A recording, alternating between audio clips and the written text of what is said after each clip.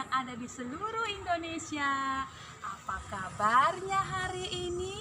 Kira-kira semuanya sehat tidak? Oh, mungkin ada di antara kita yang sedang sehat sekali. Ada juga yang mungkin sedang sakit, tapi tidak apa-apa. Kalau Tuhan masih mengizinkan, hari ini anak-anak Karispia masih bisa menonton dan menyaksikan video ini. Berarti Tuhan ingin anak-anak Karispia seluruhnya boleh bersuka cita memuji nama Tuhan. Oke, kira-kira di sini masih semangat tidak memuji nama Tuhan walaupun masih beribadah di rumah? Terima kasih, masih semangat. Kalau masih semangat, hari ini Miss Iren mau undang semua anak-anak Karispia. Ayo kita semua bangkit berdiri. Ayo bangkit berdiri. Jangan ada yang malas-malas memuji Tuhan. Semua bangkit berdiri ya. Oke, sudah berdiri semuanya. Miss Iren mau lihat dan mau tunggu dulu.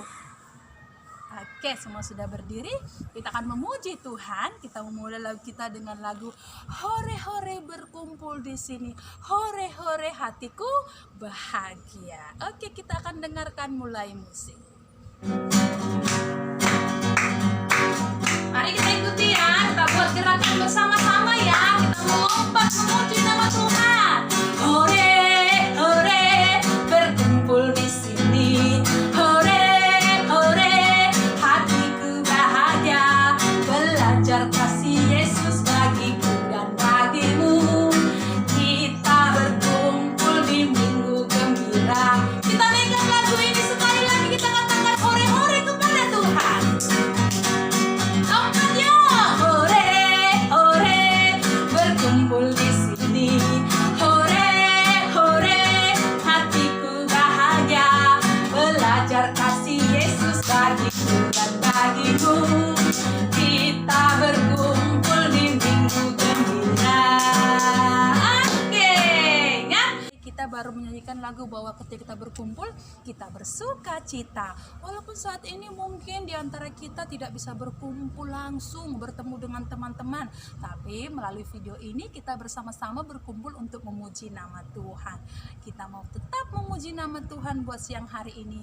Kita mau naikkan lagu pujian Apa Yang Dicari Orang. Kira-kira kalau Miss mau tanya kira-kira hari ini, kira-kira apa yang dicari oleh anak-anak sekolah minggu KKMI Karispia ya? Apa kira-kira? Mainan? Teman? Atau mall?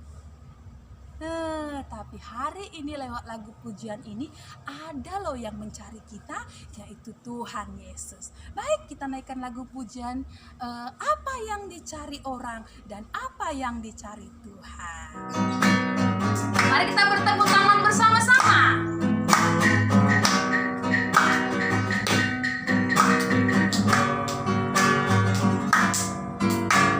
Apa yang dicari orang?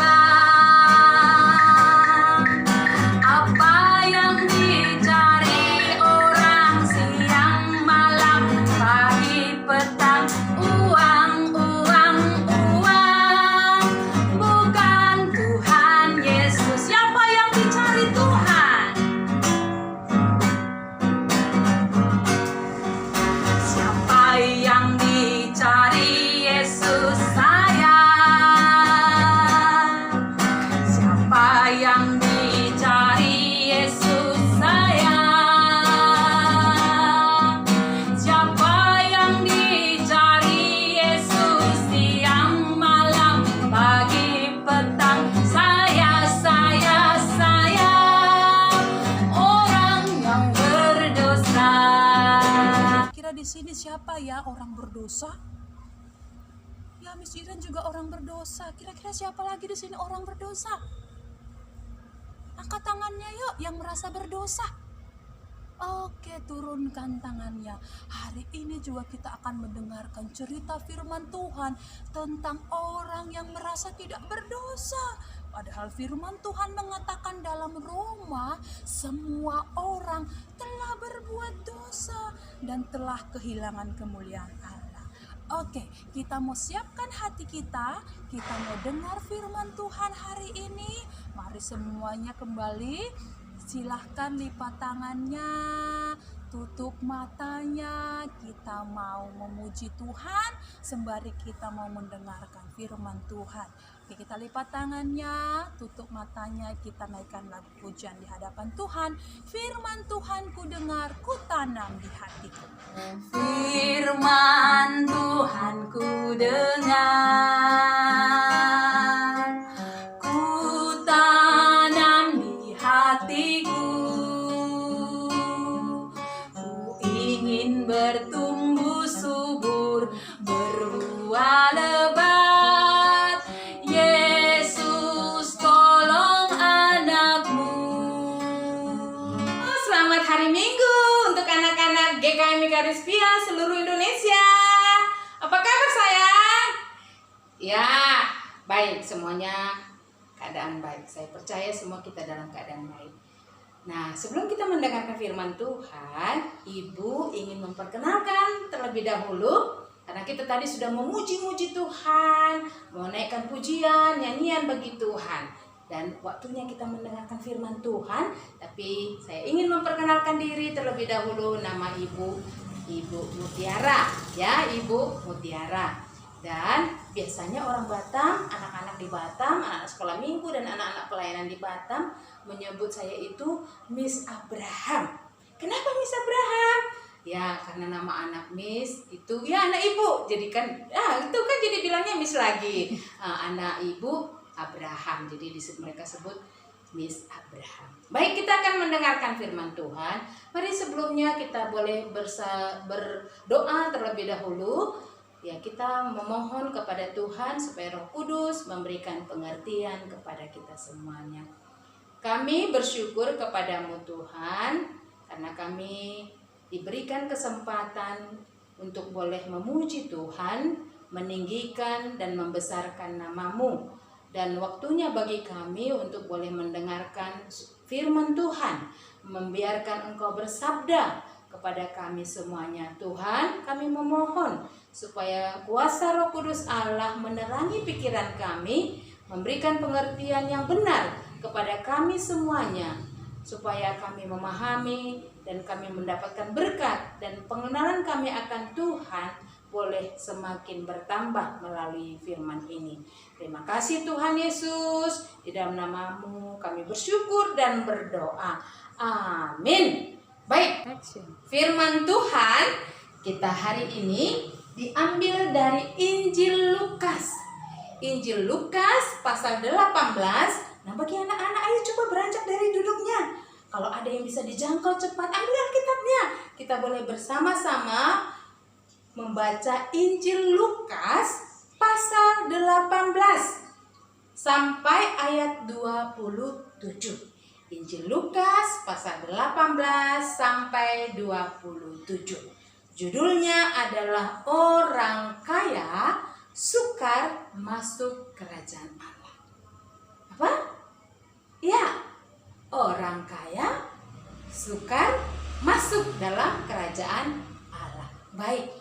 Nah, nanti kita akan melihat di gambar. Kita sudah membuka Alkitab, nanti baca kembali setelah firman Tuhan ini nanti selesai. Boleh dibaca kembali ya anak-anak. Baik. Nah, firman ini tadi diceritakan oleh penulisnya adalah Lukas itu sendiri. Iya, si penulis Injil Lukas itu sendiri, dia menceritakan ada seorang pemimpin, ada seorang muda, dia banyak hartanya. Ya, kalau orang sekarang disebut orang kaya, mobilnya mewah. Wah, mobil mewah sekarang, merek-merek mobil yang mewah. Wah, misalnya ibunya nggak tahu ya, mungkin anak-anak lebih pintar sekarang nama-nama mobil yang bagus-bagus, gitu ya.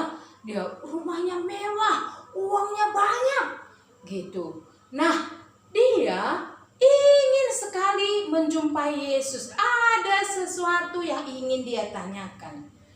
Dalam Injil Matius diceritakan dia berlari-lari. Dia berlari-lari mengejar Tuhan Yesus.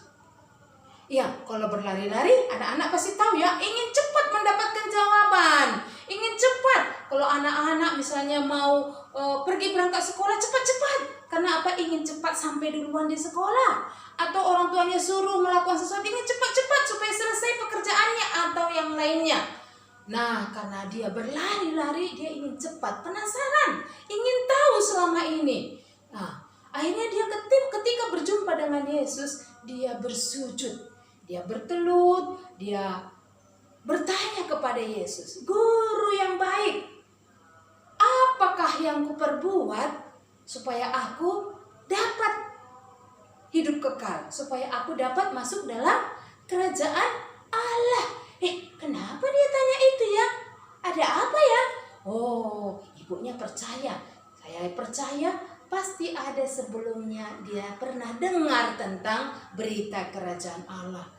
Nah, jangankan hanya Yesus pernah menceritakan tentang kerajaan Allah, karena itu tugas Tuhan Yesus menceritakan Injil kerajaan Allah kepada orang banyak. Yohanes Pembaptis sendiri berdiri di atas di padang gurun, dia berseru-seru, "Bertobatlah, sebab kerajaan Allah sudah dekat."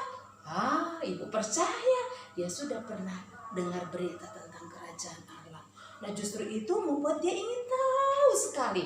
Bagaimana saya bisa dapat masuk dalam kerajaan Allah? Nah, waktu setelah dia sujud, dia berkata kepada Yesus, "Guru yang baik, apakah yang kuperbuat supaya aku dapat hidup yang kekal? Apa aku perbuat supaya aku bisa masuk dalam kerajaan Allah atau masuk dalam kerajaan sorga?" Wah, Yesus katakan begini kepadanya, "Kenapa engkau katakan aku baik? Bukankah hanya Allah saja yang baik?" Nah, Yesus adalah Allah itu sendiri. Kalau engkau katakan aku baik, berarti engkau mengenal siapa aku. Aku adalah Allah itu sendiri. Begitu. Waktu dia tanya, "Apa yang kulakukan supaya aku beroleh hidup yang kekal?" Yesus katakan begini, "Apa yang kau tahu tentang perintah Allah?" Dia bilang, "Jangan membunuh, jangan mencuri, jangan bersaksi dusta, jangan berzina, hormatilah ayah ibumu." Oh, orang Batam bilang itu kempil. Kan gitu ya. Kempil, gampang. Itu sudah kulakukan sejak masa kecilku. Itu sudah kulakukan sejak masa mudaku. Wah, dia berbangga. Wah, itu sudah kulakukan. Kalau dia sudah lakukan itu, kenapa dia tanya? Kan gitu ya. Kalau dia merasa dengan melakukan perbuatan baik itu dia bisa masuk surga, kenapa juga dia masih tanya lagi apa lagi? Berarti yang bisa kita lihat di sini bahwa manusia tidak bisa menentukan, tidak bisa manusia menentukan untuk masuk hidup dalam kerajaan surga, untuk masuk dalam kerajaan Allah. Allah yang menentukan untuk kita bisa masuk dalam kerajaan surga itu. Lalu waktu dia katakan, "Itu sudah kulakukan sejak masa mudaku." Coba kalau anak-anak misalnya, ibu tanya dulu hari ini, siapa yang seperti anak muda yang tadi? Dia tidak pernah mencuri, dia tidak pernah berbohong, dia hormat sama orang tuanya. Ayo, siapa? Coba. Mungkin kita kadang-kadang lewat tenenet. Apa itu? Tenenet. Ya, pasti itu es krim ya. Semua pasti saya tahu itu, semua anak-anak mengerti. Oh, itu pasti bunyi tukang jualan es krim. Wah, pengen hatinya mau beli es krim, tapi minta nggak enak. Tadi juga udah baru jajan, minta uang jajan sama mama. Oh, lihat mama kiri kanan, lihat dulu mama ada nggak di dapur ya, ada nggak di kamar ya. Kebetulan sudah dilihatnya sebelumnya, ada uang di atas kulkas. Wah, cocok ini, kan gitu ya. Cocok ini, nggak ada mama di dapur, nggak ada mama di kamar. Ambil uang yang di atas kulkas. Om, panggil tukang si es krim atau hal yang lain lagi. Ya, dosa-dosa yang kita lakukan. Nah, Mungkin kalau anak-anak membandingkan atau ibu sendiri membandingkan dengan orang muda yang kaya ini, aduh seberapanya pun gak ada. Karena dia sudah melakukan, dia sudah lulus, boleh dikatakan sudah lulus di dalam melakukan hukum Taurat. Ya, luar biasa. Ya, ada anak-anak di sini seperti anak muda yang kaya ini, coba adakah? Enggak pernah mencuri, enggak pernah berbohong, enggak pernah melawan orang tua, hormat semuanya sama orang tuanya. Ada? Wah, saya percaya enggak lah ya. Ya, kalaupun ada, ya bagus. Bukan berarti ya kalau melakukan itu semua, kalau melakukan semua itu juga nggak masuk surga, mending aja buat dosa. Bukan juga ya nak, enggak begitu. Dan akhirnya begitu dia menyebut itu, udah kulakukan itu semuanya sejak masa mudaku, dia berbangga hati. Ya, kenapa Yesus sebut ya untuk hukum Taurat tadi? Karena Yesus tahu sebenarnya dia sudah hidup di situ, sudah melakukan itu semuanya, sudah taat dan sudah lulus di situ. Dan Yesus tahu ada sesuatu di dalam hatinya yang masih mengikat. Apa itu kira-kira? Ya, akhirnya Yesus katakan, satu lagi.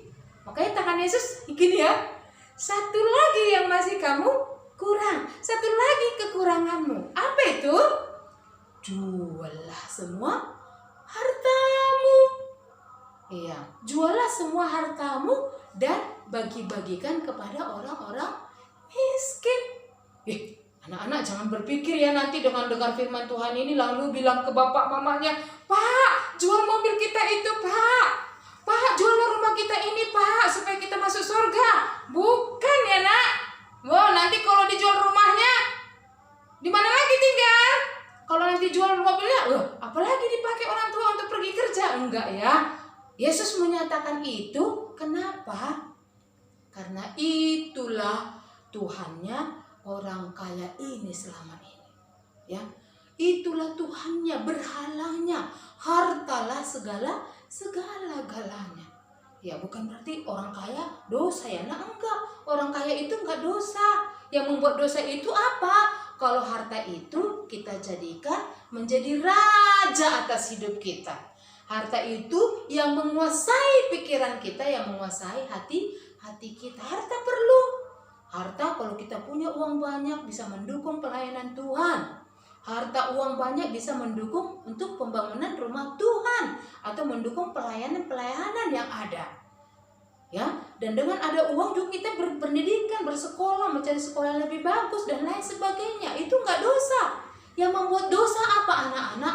Disitulah hati orang muda yang kaya ini tadi, tertambat. Tertambat itu maksudnya terikat. Ya, dia sulit melepaskannya.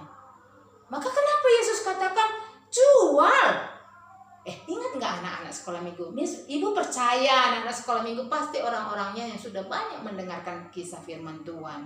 Coba Sakeus kan nggak disuruh Tuhan jual harta, benar nggak? Ingat nggak anak-anak? Iya, waktu Sakeus bilang Tuhan, pengen dia, waktu Yesus bilang aku mau menumpang di rumahmu, turunlah. Lalu dia ikut senang turun dia dari pohon dengan semangat.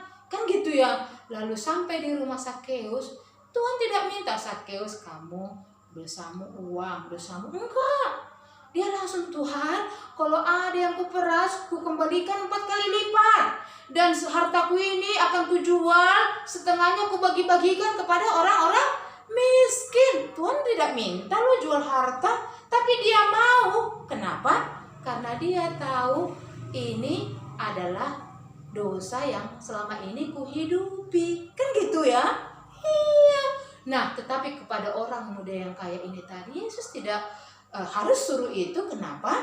Karena disitulah dosanya, disitulah hatinya, sehingga sulit dia untuk datang kepada Yesus yang sebenarnya. Itu tadi dia hanya ingin penasaran saja, apakah dengan aku melakukan Taurat ini aku sudah dapat hidup kekal? Makanya dia tanya perbuatan apa lagi. Dia masih merasa kurang berbuat itu, makanya dia nggak yakin dengan berbuat hukum Taurat dengan melakukan hukum Taurat tadi dia masuk surga. Makanya dia datangi Tuhan Yesus. Wah, waktu Yesus suruh jual harta, Kira-kira berat nggak ya kalau di situ hati kita?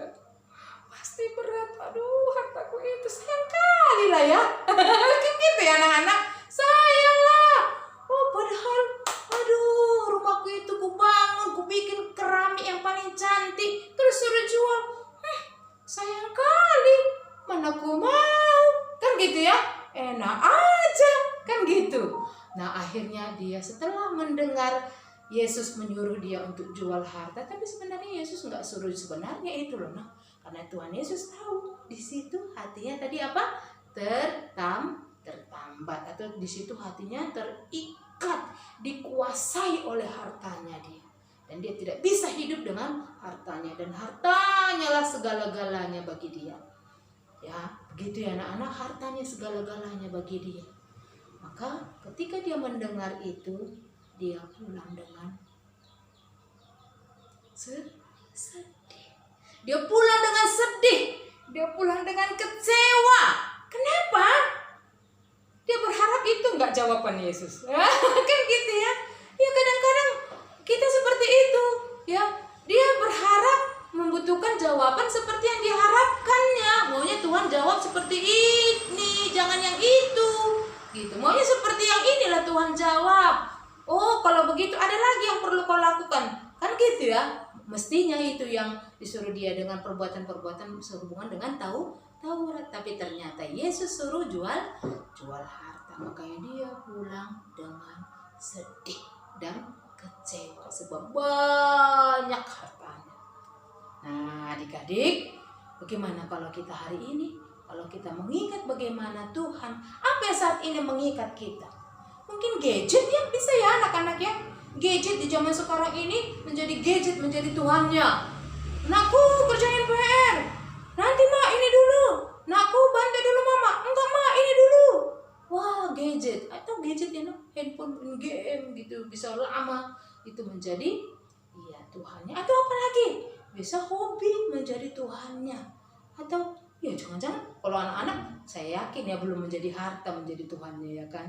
Tapi kalaupun ada saat ini di dalam hati kita yang membuat kita sulit untuk menerima hidup yang kekal, yang membuat kita sulit untuk boleh mendapatkan kerajaan Allah, bertobatlah.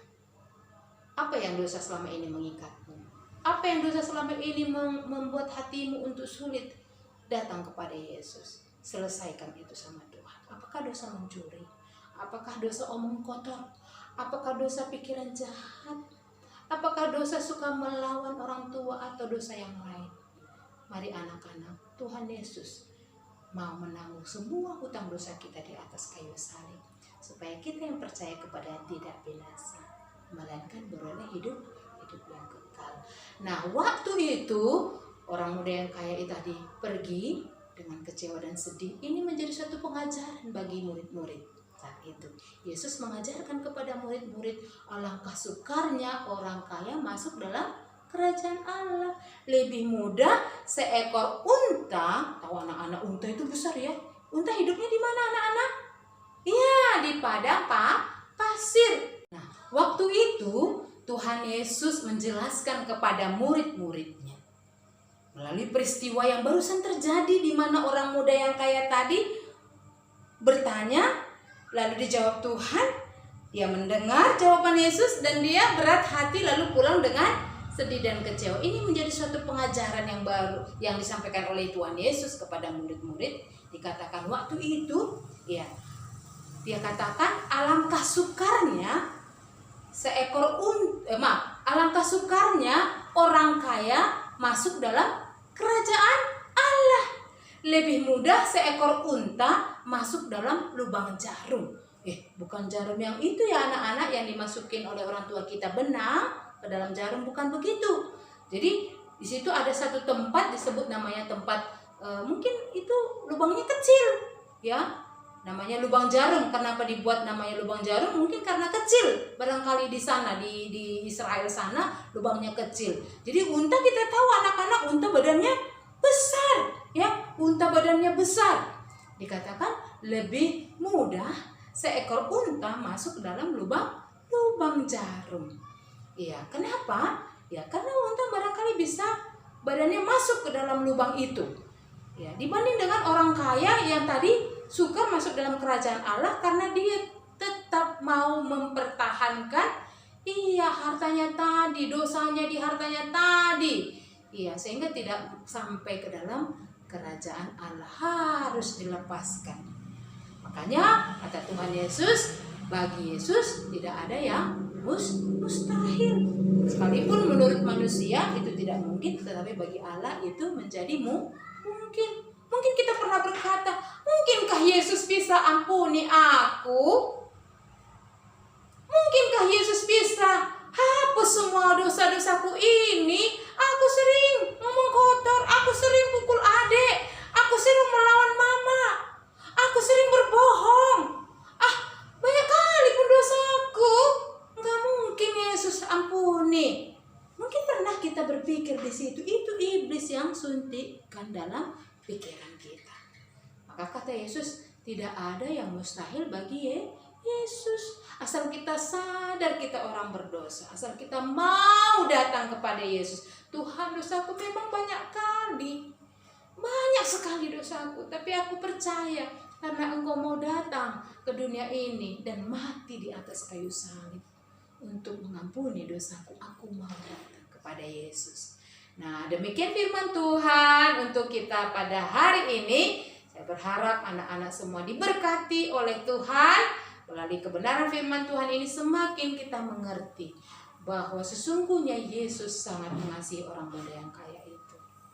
Tapi sayangnya dia tidak mau ikut menurut cara Tuhan. Benar ya? Dia tidak mau ikut menurut ketentuan Tuhan. Yesus kan menentukan, jual hartamu. Dia tidak mau, menurut dia saja yang harus dia ikuti. Maka untuk memperoleh hidup yang kekal, biarlah kita mengikuti ketentuannya Allah itu sendiri. Ketentuan Allah apa anak-anak? Kristus Yesus telah ditentukan Allah sebagai jalan pendamaian oleh iman dalam Kristus Yesus Tuhan kita. Jadi kalau ingin ke surga, kalau ingin memperoleh kerajaan Allah, ayo datang kepada Yesus. Benar? Ya, datang kepada Yesus. Adakah anak-anak di tempat ini melalui perkataan Tuhan hari ini hatimu dijamah Tuhan? Hatimu dijamah Tuhan untuk engkau datang sama Tuhan Yesus. Kalau engkau ingin memperoleh hidup yang kekal, kalau engkau ingin mau anak-anak semuanya rindu bertemu dengan Allah Bapa di surga nanti dalam kerajaannya, mari kita ikut ketentuannya Allah itu sendiri. Yesus Kristus jalan pendamaian oleh iman. Itu bisa kita baca nanti setelah selesai menonton dan menyaksikan video ini. Boleh dibuka dalam Alkitabnya, dalam kitab Roma pasal 3 ayat 25 ya. Nah, Kristus Yesus telah ditentukan Allah sebagai jalan pendamaian oleh iman dalam Kristus Yesus. Maka kalau engkau beriman, hanya dengan melalui Yesus aku bisa diampuni. Kalau dengan imanmu berkata di dalam hatimu, dalam imanmu berkata, hanya dalam Yesus aku memperoleh hidup yang kekal, maka datang kepada Yesus, jangan tunda. Karena hidup ini begitu singkat, apalagi sekarang ya, banyak hal-hal yang menakutkan. Dengan corona sebentar kita dengar barusan bepergian, pulang-pulang sudah jadi mayat. Ya benar ya anak-anak ya. Iya, kalau dalam situasi corona seperti ini banyak orang yang menjadi takut. Ya, jangan-jangan nanti aku kena, jangan-jangan nanti aku bisa masuk rumah sakit dan gak lama kemudian mati. Jadi hidup manusia tidak ada yang bisa menentukan berapa lama dia bisa hidup. Maka sebelum dipanggil Tuhan, berikan hati untuk berdamai dengan Allah di dalam Yesus Kristus oleh iman. Ingat ya anak-anak, oleh iman, bukan perbuatan, oleh iman. Ya, sampai di sini dulu firman Tuhan hari ini. Saya berharap kita semua mengingatnya dan menyimpannya di dalam hati. Amin. Mari kita berdoa. Kami bersyukur kepadamu ya Tuhan untuk firman Allah yang sudah boleh kami dengar hari ini melalui cerita tentang orang muda yang kaya. Tuhan, bagaimana dia berlari-lari ingin mendapatkan hidup yang kekal, tetapi pada akhirnya dia pulang dengan kecewa karena tidak seperti yang dia harapkan jawaban Tuhan Yesus, karena banyak hartanya dan disitulah hatinya berada.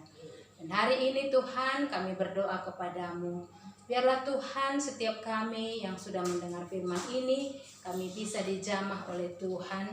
Hati kami mau berbalik dan bertobat kepada Tuhan. Karena kami tahu bahwa setiap kami akan pulang ke rumah, akan pulang menghadap Tuhan. Supaya kami waktu Tuhan panggil satu demi satu meninggalkan dunia ini, kami tidak pulang dengan kecewa, kami tidak pulang dengan sedih hati, tetapi kami pulang dengan sukacita kalau kami memperoleh hidup yang kekal ketika kami memberi diri kami, memberikan hati kami untuk dijamah Tuhan sampai kepada kelahiran baru atau kepada pertobatan menurut kehendak Tuhan. Karena itu Tuhan kami berdoa kalau ada anak-anak di tempat ini yang di rumahnya sudah menyaksikan video ini dan sudah mendengarkan firman Tuhan ini, ada di antara mereka hatinya digelisahkan Tuhan, biarlah mereka mau menyelesaikan dosa-dosa mereka kepada Tuhan dan memohon pengampunan daripadamu, sehingga mereka memperoleh pengampunan itu dan mereka diberikan Tuhan satu kepastian, yaitu hidup yang kekal dalam Kristus Yesus. Terima kasih Tuhan, biarlah Engkau teruskan firman ini dalam hati setiap kami semuanya, agar suatu hari nanti, kalaupun enggak sekarang, besok atau lusa atau nanti suatu hari ke depan, beberapa waktu ke depan, Roh Kudus Allah bekerja di dalam hati setiap mereka yang sudah mendengarkannya, sehingga membuat mereka insaf akan dosanya dan berbalik kepada Tuhan. Terima kasih Bapa yang baik. Inilah doa dan kerinduan hati kami. Kepadamu Tuhan Yesus kami bersyukur dan berdoa. Amin. Tadi kita sudah mendengarkan tentang cerita firman Tuhan, anak muda yang kaya raya, tapi akhirnya dia tidak mendapatkan keselamatan karena dia tidak mau mendengarkan apa yang dikatakan oleh Tuhan Yesus. Ya, kira-kira di sini mau nggak mendengarkan apa yang dikatakan Tuhan Yesus? Kalau mau, hari ini mari sama-sama yuk kita mau menyebutkan ayat hafalan dan kita mau menyimpannya dalam hati kita. Oke, semuanya kembali boleh mengikuti Miss Iren gerakannya ya. Ayat hafalan Matius 17 ayat 5b. Inilah anak yang kukasihi, kepadanya lah aku berkenan, dengarkanlah dia. Sekali lagi kita sebutkannya nak, sama-sama ya. Ayat hafalan Matius 17 ayat 5b. Inilah anak yang kukasihi, kepadanya lah aku berkenan, dengarkanlah dia. Ya, kalau firman Tuhan mengatakan inilah anak yang kukasihi, siapa yang dikasihi Allah? Ya, yang dikasihi Allah itu maksudnya adalah Tuhan Yesus. Maka Tuhan Yesus menjadi jalan pendamaian kepada kita dan kepada Allah. Kenapa harus ada jalan pendamaian, Miss? Karena kita sudah berdosa dan Tuhan Yesus menjadi jalan keselamatan. Nah, Allah katakan melalui firman Tuhan, dengarkanlah dia. Siapa yang kita dengarkan? Tuhan Yesus. Tadi orang muda yang kaya tadi, dia tidak mau mendengarkan kata Tuhan Yesus. Dia hanya mendengarkan kata dirinya. Dia berbuat baik, dia melakukan hukum Taurat. Tapi waktu Tuhan Yesus katakan, jual hartamu, dia tidak mau menjual hartanya. Akhirnya dia pulang dengan kecewa. Dan ingat adik-adik, dia tidak mendapatkan keselamatan karena anak muda itu tidak mendengarkan apa yang dikatakan Tuhan Yesus. Jadi kalau adik-adik di tempat ini, anak-anak Karisma yang sedang menonton hari ini, kalau mau mendapatkan keselamatan, yaitu surga, harus mendengarkan apa yang dikatakan Tuhan Yesus. Oke, demikian hari ini ayat hafalan kita. kita akan menyanyikan satu lagu lagi kepada Tuhan sebelum kita menutup ibadah minggu kita, sekolah minggu kita buat hari ini. Oke, kita akan naikkan lagu pujian di hadapan Tuhan kembali. Apa yang dicari orang?